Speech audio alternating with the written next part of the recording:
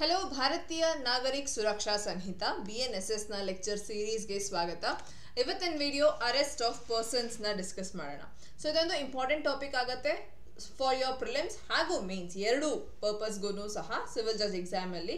But apart from that ಪ್ರತಿಯೊಬ್ಬ ಲಾ student ಗೂ ಎಲ್ಲ ಕಾನ್ಸೆಪ್ಟ್ಸ್ ಇಂಪಾರ್ಟೆಂಟ್ ಆಗುವಂತದ್ದೇನೆ.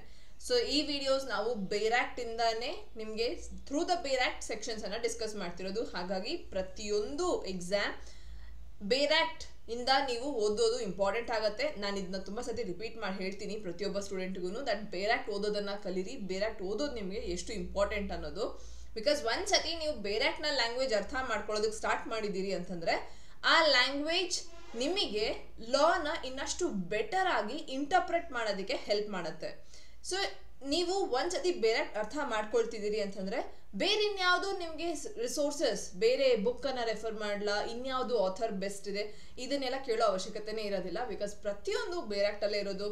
ಯಾವ ಆಥರ್ ಯಾರು ಬುಕ್ಸ್ ಬರೆದ್ರು ಈ ಬೇರ್ ಆಕ್ಟ್ ಇಂದಾನೆ ಅವರು ನೋಟ್ಸ್ ಅನ್ನ ಮಾಡ್ಬೇಕಾಗತ್ತೆ.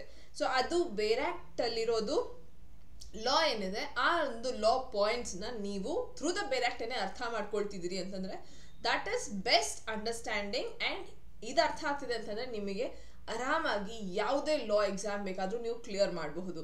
ಸೊ ಹಾಗಾಗಿ ನೀವು ಸಹ ಬೇರ್ ಆಕ್ಟ್ ಅಲ್ಲೇನೆ ಮಾರ್ಕ್ ಮಾಡ್ಕೊಳ್ಳಿ. ನಾ ಹೇಳುವಂತ ಪ್ರತಿಯೊಂದು ಪಾಯಿಂಟ್ ಬೇರ್ ಆಕ್ಟ್ಗೆ ಡೈರೆಕ್ಟ್ ಆಗಿ ಬೇರ್ ಆಕ್ಟ್ ತಗೊಂಡು ಕೂತ್ಕೊಂಡು ನಾ ಹೇಳುವ ಪಾಯಿಂಟ್ಸ್ ನ ನೀವು ಸೆಕ್ಷನ್ಸ್ ನ ಬೇರ್ ಆಕ್ಟ್ ಅಲ್ಲಿನೇ ಮಾರ್ಕ್ ಮಾಡ್ಕೊಳ್ತಾ ಕಲಿಬಹುದು. ಅಂಡ್ ಒಂದ್ಸತಿ ಈ ವಿಡಿಯೋಸ್ ನೋಡಿದ್ದೀರಿ ಅಂತ ಅಂದ್ಮೇಲೆ ಇನ್ನೊಂದ್ಸತಿ ನೀವು ಸ್ವಂತವಾಗಿ ಒಂದು ಕಂಪ್ಲೀಟ್ ರೀಡಿಂಗ್ ಕೊಟ್ಟಲ್ಲಿ ನಿಮಗೆ ಈಸಿಯಾಗಿ ಅರ್ಥ ಆಗತ್ತೆ ಕಾನ್ಸೆಪ್ಟ್ ಏನು ಹೇಳ್ತಿದ್ದಾರೆ ಅನ್ನೋದು. ಬಿಕಾಸ್ ನಿಮಗೆ ಎಸೆನ್ಸ್ ಏನು ಅನ್ನೋದು ಇಲ್ಲಿ ಅರ್ಥ ಆಗುತ್ತೆ ಈ ವಿಡಿಯೋಸ್ ಅಲ್ಲಿ. ಅಂಡ್ ಇದೇ ರೀತಿ ನಾವು ಕ್ಲಾಸಸ್ ಅಲ್ಲೂ ಸಹ ಸ್ವಾತಿ ಲಾ ಕ್ಲಾಸಸ್ ಕರ್ನಾಟಕ ಸಿವಿಲ್ ಜಜ್ ಎಕ್ಸಾಮ್ ಪ್ರಿಪರೇಷನ್ಗೆ ಏನು ಕ್ಲಾಸಸ್ ನಡೀತಿದೆ ಈ ಕ್ಲಾಸಸ್ ಅಲ್ಲೂ ಪ್ರಿಲಿಮ್ಸ್ ಮೇನ್ಸ್ ಇಂಟರ್ವ್ಯೂ ಯಾವುದೇ ಲೆವೆಲ್ ಆಗಿರಲಿ when we are discussing any of the act we discuss through the ಬೇರ್ ಆಕ್ಟ್ ಓನ್ಲಿ. ಸೊ ಪ್ರತಿಯೊಂದು ಆಕ್ಟ್ ಪ್ರಿಲಿಮ್ಸ್ ಅಲ್ಲಿ 10 ಲಾ ಬರುತ್ತೆ. 10 ಲಾನು ನಾವು ಬೇರ್ ಆಕ್ಟ್ ಇಂದಾನೆ ಡಿಸ್ಕಸ್ ಮಾಡಿನೇ ಕಲಿಯೋದು. ಬಿಕಾಸ್ ಅದೇ ಬೆಸ್ಟ್ ಸೋರ್ಸ್. ಅಂಡ್ ಒಂದ್ಸತಿ ನಾನು ನಿಮಗೆ ಓದೋದನ್ನ ಕಲ್ಸಿದ ನಂತರ ನೀವು ಆರಾಮಾಗಿ ಹೇಗೆ ಬೇಕಾದ್ರೂ ಅದನ್ನ ಯಾವ ಎಕ್ಸಾಮಿಗೆ ಬೇಕಾದ್ರೂ ಓದೋದು ನಿಮಗೆ ಈಸಿ ಆಗುತ್ತೆ. So that should be the motive that ನಿಮಗೆ ಅದು ಬರಬೇಕು ಹೇಗೆ ಓದೋದು ಅಂತ. ದೆನ್ ಆಮೇಲೆ ನೀವು ಆರಾಮಾಗಿ ಕಲಿತೀರಿ.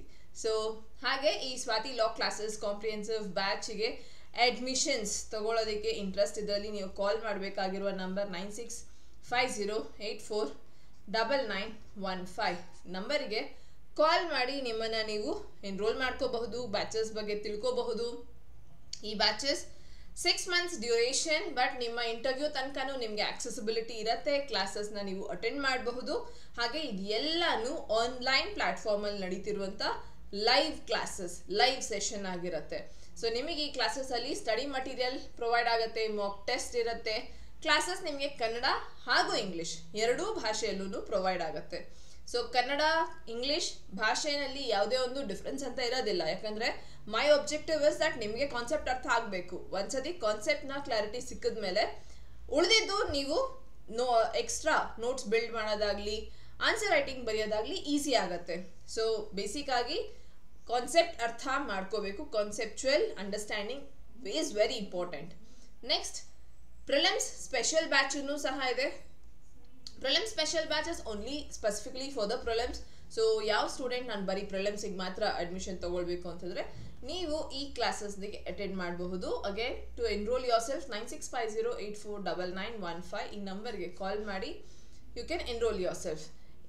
ಇದನ್ನು ಸಹ ಆನ್ಲೈನ್ ಪ್ಲಾಟ್ಫಾರ್ಮ್ ಅಲ್ಲಿ ನಡೀತಿರುವಂತ live classes study material and mock test ನಿಮಗೆ ಪ್ರೊವೈಡ್ ಆಗುತ್ತೆ. ಕ್ಲಾಸಸ್ ಕನ್ನಡ ಅಂಡ್ ಇಂಗ್ಲಿಷ್ ಎರಡೂ ಭಾಷೆಯಲ್ಲೂ ಸಹ ನಡೆಯುತ್ತೆ. So comfortable for both the languages, no language barrier. ಹಾಗಾಗಿ ಅಂಡ್ ಇನ್ನೊಂದು very important live classes so that ನೀವು ಇಮಿಡಿಯೇಟ್ಲಿ ಆನ್ ದಿ ಸ್ಪಾಟ್ ನಿಮಗೆ ಡೌಟ್ ಬರ್ತಿದೆ ಅಂತಂದ್ರೆ ಕ್ಲಿಯರ್ ಮಾಡ್ಕೋಬಹುದು. ವಿಡಿಯೋನ ಸ್ಟಾರ್ಟ್ ಮಾಡೋಣ. ಅಂಡ್ ವಿಡಿಯೋ ಇಷ್ಟ ಆಗಿದ್ರೆ ಲೈಕ್ ಮಾಡಿ, ಶೇರ್ ಮಾಡಿ, ಸಬ್ಸ್ಕ್ರೈಬ್ ಮಾಡಿ. ಈ ಚಾನೆಲ್ ಇಂದ ನಿಮಗೆ ಬರ್ತಿರುವಂತ ಪ್ರತಿಯೊಂದು ಲೀಗಲ್ ಅಪ್ಡೇಟ್ಸ್ ಪ್ರತಿಯೊಂದು ಲೀಗಲ್ ಇನ್ಫಾರ್ಮೇಶನ್ ಬೆನಿಫಿಟ್ಗೆ do subscribe the channel. So chapter 5 arrest of person. BNSS ಅಲ್ಲಿ ಹೆಚ್ಚಿಗೆ ನಮಗೆ ಚೇಂಜಸ್ ಏನಾಗಿಲ್ಲ. ಸೆಕ್ಷನ್ ನಂಬರ್ ಚೇಂಜ್ ಆಗಿದೆ, ಅದು ಎಲ್ಲ ಹೊಸ ಆಕ್ಟ್ ಅಲ್ಲಿ ಚೇಂಜ್ ಆಗಿರೋ ಅಂಥದ್ದೇ. ಬಟ್ ಅರೆಸ್ಟ್ ಆಫ್ ಪರ್ಸನ್ ಈ ಎಲ್ಲ ಸೆಕ್ಷನ್ಸ್ ಏನಿದೆ ಇದರಲ್ಲಿ ಹೆಚ್ಚಿಗೆ ಎಸೆನ್ಷಿಯಲಿ ನಮಗೆ ಚೇಂಜ್ ಅಂತ ಇಲ್ಲ.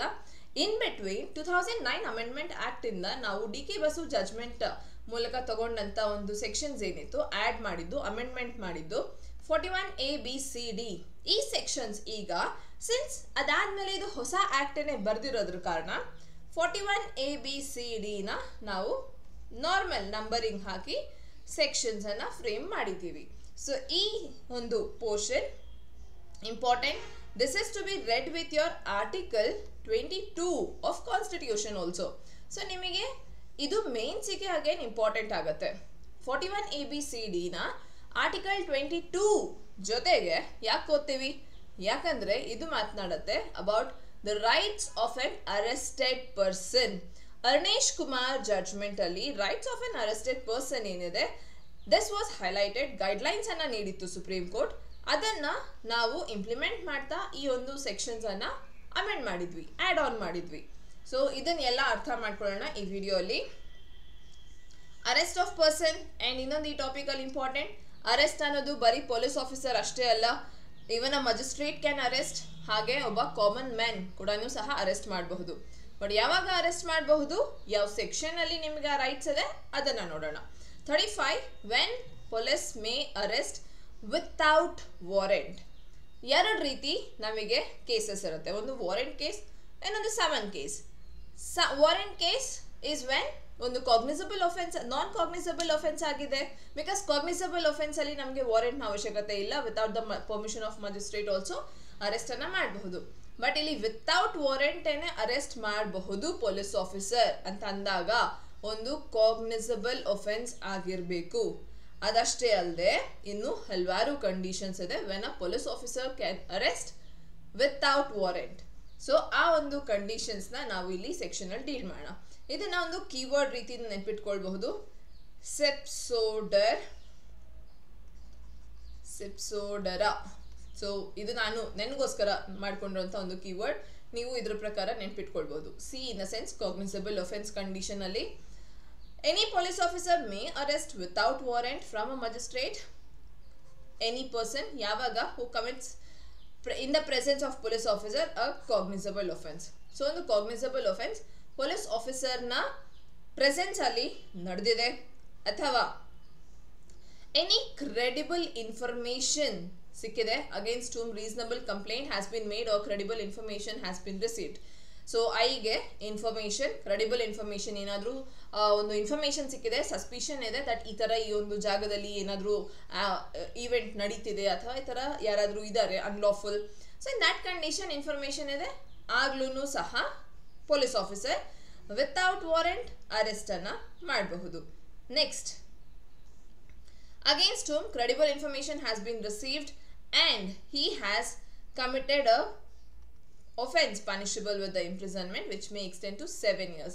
ಇದೂನು ನಮಗೆ ಕ್ರೆಡಿಬಲ್ ಇನ್ಫಾರ್ಮೇಶನ್ ಅಂಡ್ ಇದರಲ್ಲಿ 7 yearsಗಿಂತ ಜಾಸ್ತಿ ಇರುವಂತ ಪನಿಷ್ಮೆಂಟ್ ಇರುವಂತ ಒಫೆನ್ಸ್ ಅನ್ನ ಮಾಡಿದಾನೆ ಆ ವ್ಯಕ್ತಿ. So next, who has been proclaimed as an offender.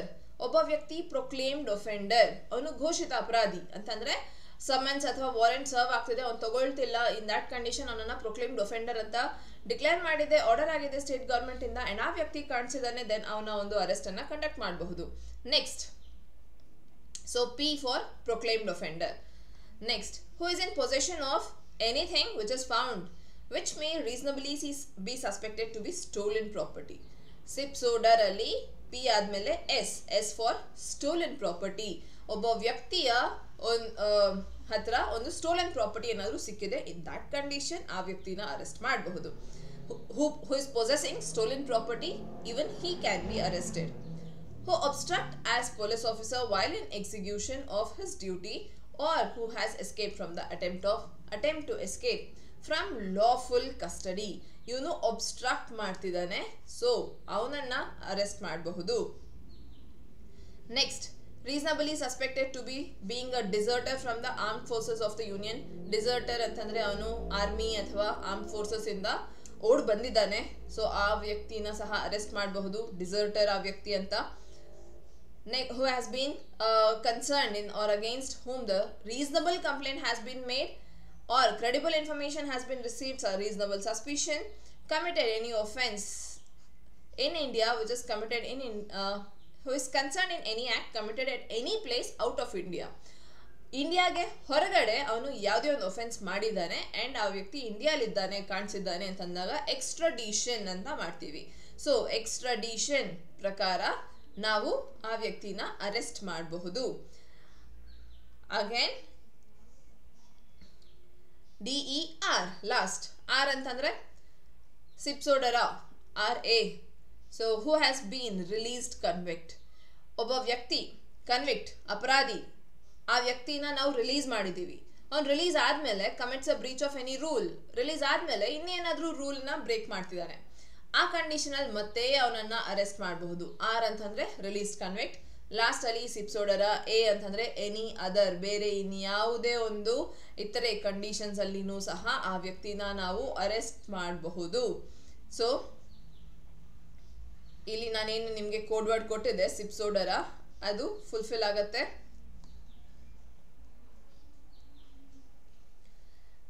Sipsodara, cognizable offense, information, proclaimed cognizable offense, information, proclaimed offender, stolen property, O for obstructor, D for deserter, E for extradition, R for released convict, ಹಾಗೂ A ಅಂತಂದ್ರೆ any other.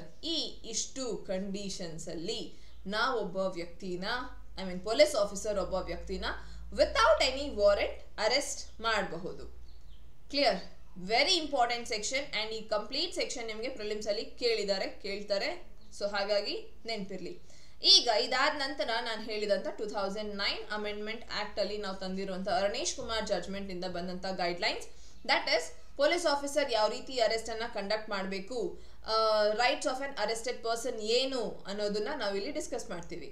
So 41A-B-C-D ಅಂತ ಇತ್ತು. So 41A ಬಂದು ನಮಗೆ class 3 ಇಂದ class 6 ತನಕ ಏನಿದೆ ಇದು 41A, that is notice of appearance before the police officer ಮುಂದೆ ಅಪಿಯರ್ ಆಗೋದಕ್ಕೆ ನೋಟಿಸ್ ಅನ್ನ ಕಳ್ಸಿರ್ತೀವಿ. ಸೊ ಅಕಾರ್ಡಿಂಗ್ಲಿ ಆ ನೋಟಿಸ್ನ ಕಂಪ್ಲೈ ಮಾಡಬೇಕಾಗತ್ತೆ ಆ್ಯಂಡ್ ಆ ವ್ಯಕ್ತಿ ನೋಟಿಸ್ ಪ್ರಕಾರ ಸ್ಟೇಷನ್ಗೆ ಹಾಜರಾಗಬೇಕಾಗತ್ತೆ.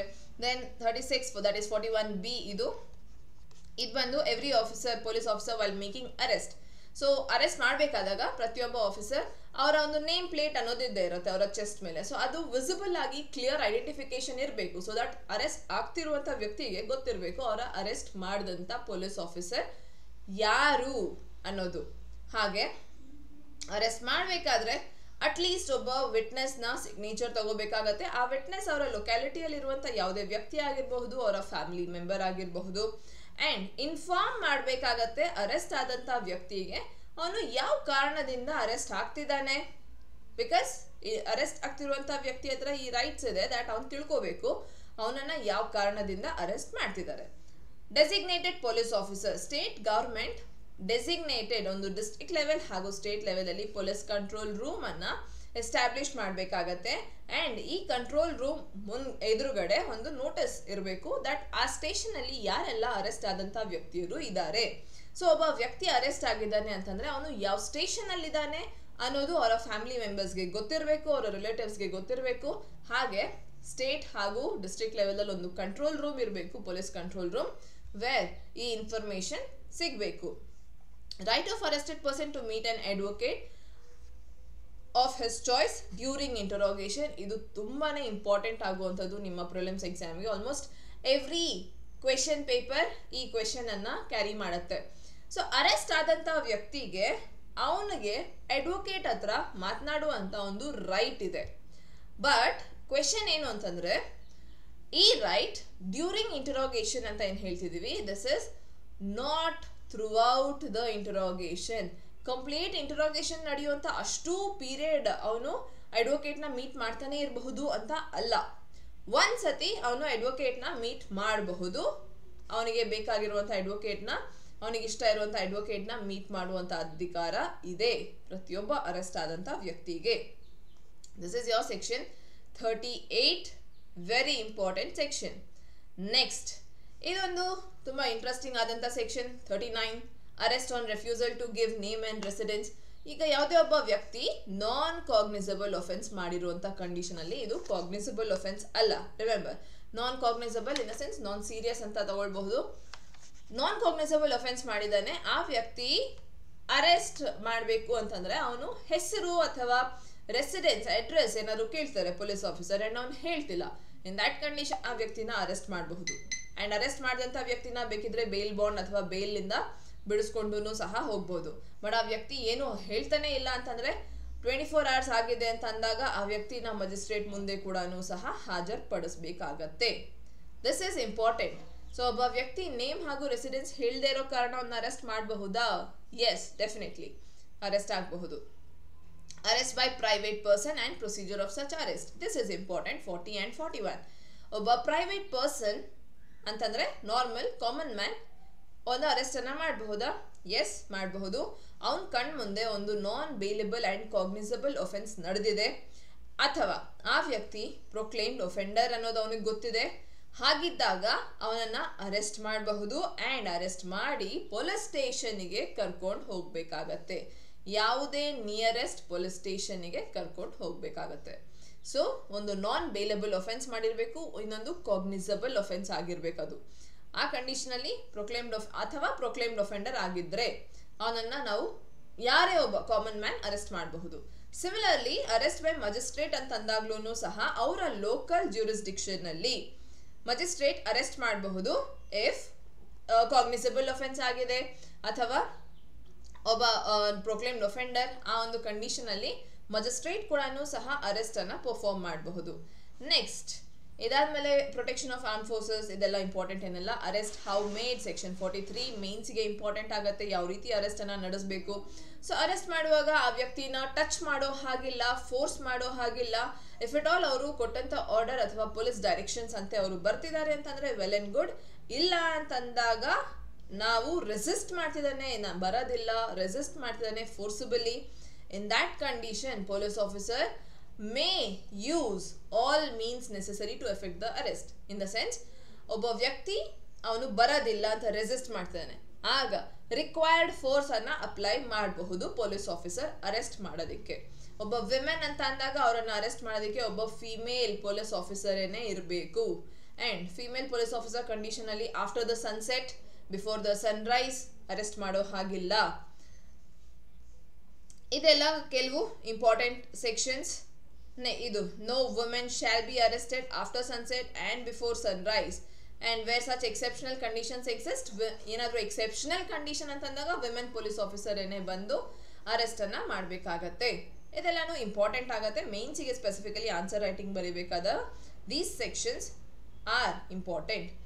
ಅದಾದ ನಂತರ no unnecessary restraint person arrested to be informed on the grounds of arrest and of right to bail. ಒಬ್ಬ ಅರೆಸ್ಟ್ ಆಗಿದ್ದಾನೆ ವ್ಯಕ್ತಿ ಅಂತ ಅಂದಾಗ ಅವನು ಯಾಕೆ ಅರೆಸ್ಟ್ ಆದ ಅನ್ನೋದು ತಿಳ್ಕೊಳ್ಳುವಂತ ಅಧಿಕಾರ ಇದೆ section article 22 of the constitution ಪ್ರಕಾರ.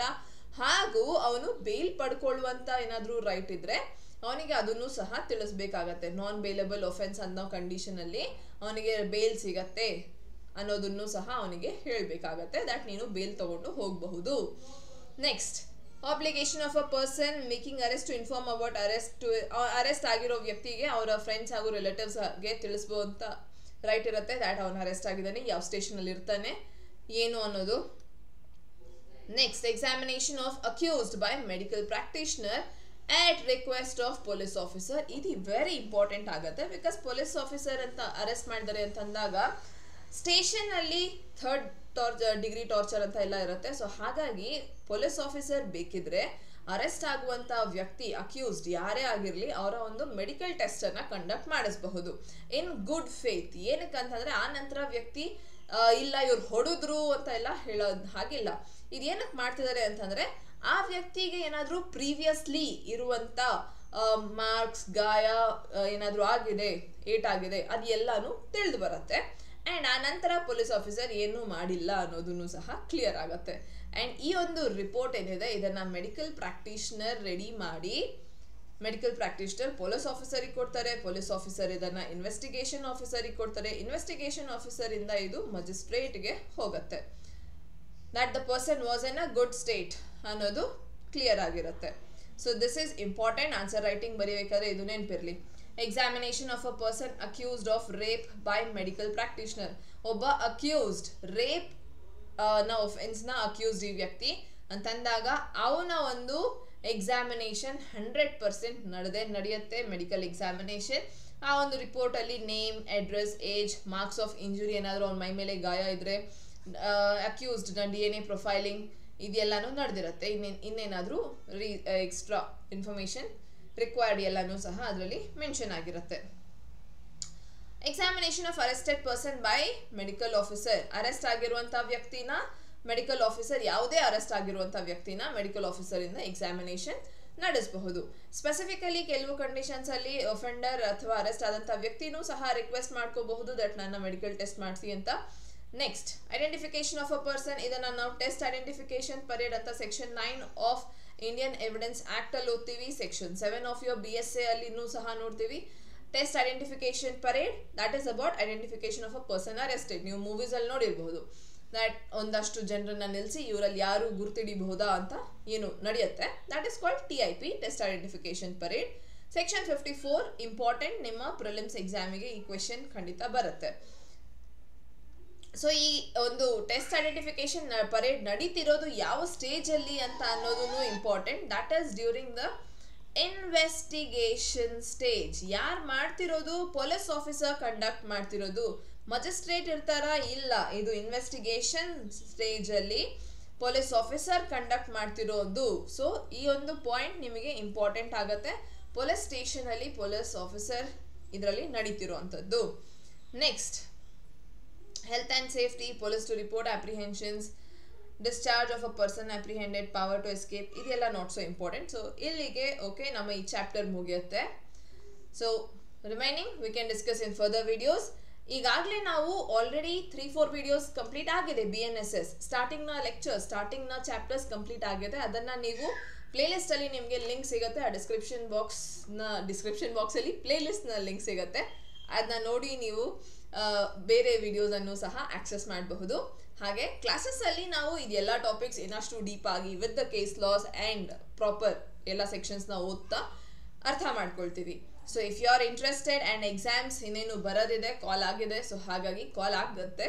ಸೊ ಹಾಗಾಗಿ 2025 ಇಂಟ್ರೆಸ್ಟ್ ಇರುವಂಥ ಸ್ಟೂಡೆಂಟ್ ನೀವು ಈ ನಂಬರಿಗೆ ಕಾಲ್ ಮಾಡಿ ನಿಮ್ಮನ್ನು ನೀವು ಎನ್ರೋಲ್ ಮಾಡ್ಕೋಬಹುದು ಬ್ಯಾಚಸ್ಗೆ. 9650849915. ಆ್ಯಂಡ್ ಈ ವಿಡಿಯೋ ಇಲ್ಲಿ ತನಕ ನೋಡಿದ್ದೀರಿ ಅಂತಂದರೆ ಡೆಫಿನೆಟ್ಲಿ ನಿಮಗೆ ವಿಡಿಯೋ ಇಷ್ಟ ಆಗಿರುತ್ತೆ. ಸೊ ಹಾಗಿದ್ದಾಗ ವಿಡಿಯೋನ ಲೈಕ್ ಮಾಡಿ, ಪ್ರತಿಯೊಬ್ಬ ಲಾ ಸ್ಟೂಡೆಂಟ್ಗೂ ಈ ವಿಡಿಯೋನ ಶೇರ್ ಮಾಡಿ ಆ್ಯಂಡ್ ಚಾನೆಲ್ನ ಸಬ್ಸ್ಕ್ರೈಬ್ ಮಾಡ್ಕೊಳ್ಳಿ. ಸೊ ಚಾನೆಲ್ನ ಸಬ್ಸ್ಕ್ರೈಬ್ ಮಾಡ್ಕೊಳ್ಳೋದ್ರಿಂದ ನೀವು ಯಾವುದೇ ವಿಡಿಯೋ ಮಿಸ್ ಔಟ್ ಆಗದೆ ಇರುತ್ತೆ. So thank you. ಆ್ಯಂಡ್ ಈಗಾಗಲೇ ಚಾನೆಲ್ನ ಸಬ್ಸ್ಕ್ರೈಬ್ ಮಾಡಿರುವಂಥ ಪ್ರತಿಯೊಬ್ಬ ಸ್ಟೂಡೆಂಟಿಗೂ ಸಹ ಥ್ಯಾಂಕ್ ಯು.